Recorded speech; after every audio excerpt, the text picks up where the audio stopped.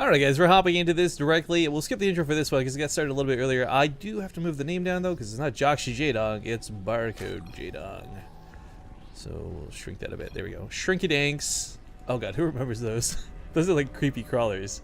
90s throwback time here, but it's perfect because once upon a time those were gifts you would want for Christmas, and this is the fight before Christmas, and that was a sick segue into this introduction. Spawning here in the bottom left corner of the map, he's a barcode from Evil Geniuses. He just had the series up 1-1. It's Jaedong.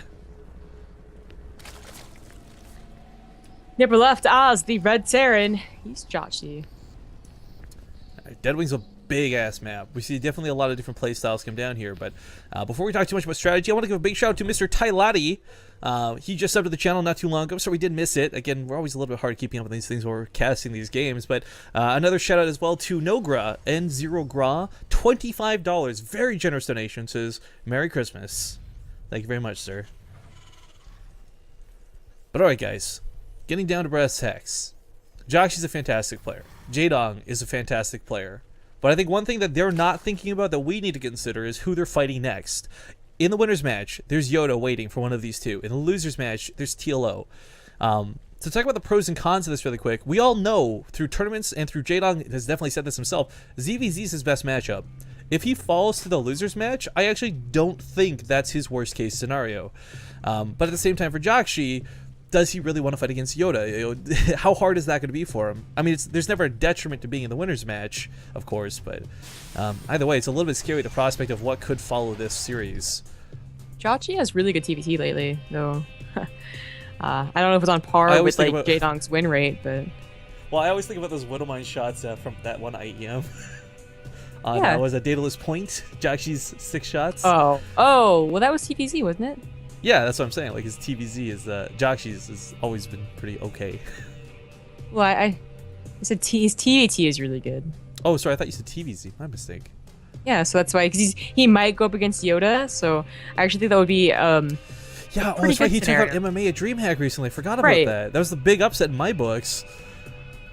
Yeah, that's what I was talking about, right? So yeah. We'll see if that actually is still the case, or if that was just a lucky run in a good tournament, if he even wins here. But Jaedong looked very powerful last game. I think Jjakji was not expecting that build, that transfer over into mutas at all. So he's like, his initial pushes that are supposed to, you know, stop them from droning too much, stop the crew spread and getting too far, you know, make them a little scared. It didn't work out at all. It actually backfired completely on him. It's really awkward with the drone control here. You know, we go from having like the sickest Ling and mutalist control last game, and it's like, drones are getting all awkward. No build cancels. 3 workers are dead. Like, Jaedong, did you just use up all your mojo last game? Yeah, apparently. All the muta micro. I mean, that was some sick control, too. Like, I'm still getting good chills about it. Oh, did he go 3 hatch before pool and we didn't notice? He did go 3 hatch. I don't know if that was before pool, but either way, this is, yeah, him struggling a bit. Getting away with read. Another drone goes down. Like, the Lings aren't out until the 3rd is done. It had to have been. And that's why he's losing so much money, because he would have had... A Queen would have popped out by now. Now it's like, just now popping out.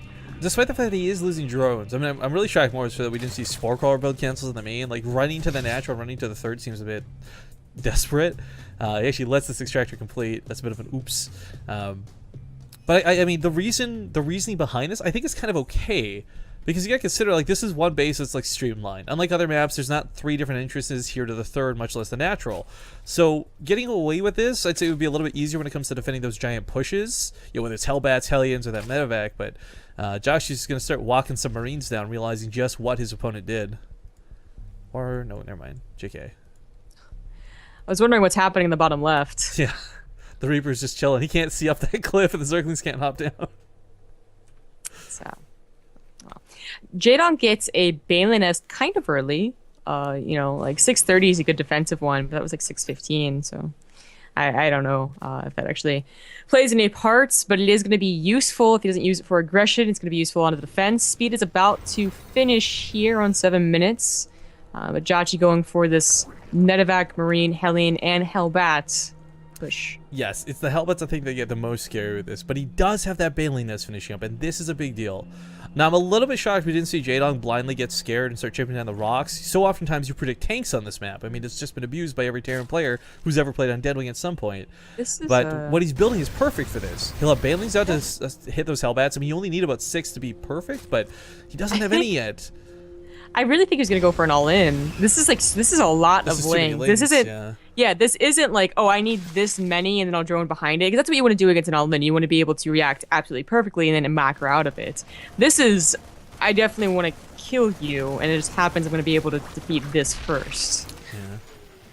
Yeah. The drone count's really low to begin with. I mean, this is such a risky thing to do in the first place. The Banelings are absolutely necessary. We can't send these Lings into those Hellbats blindly.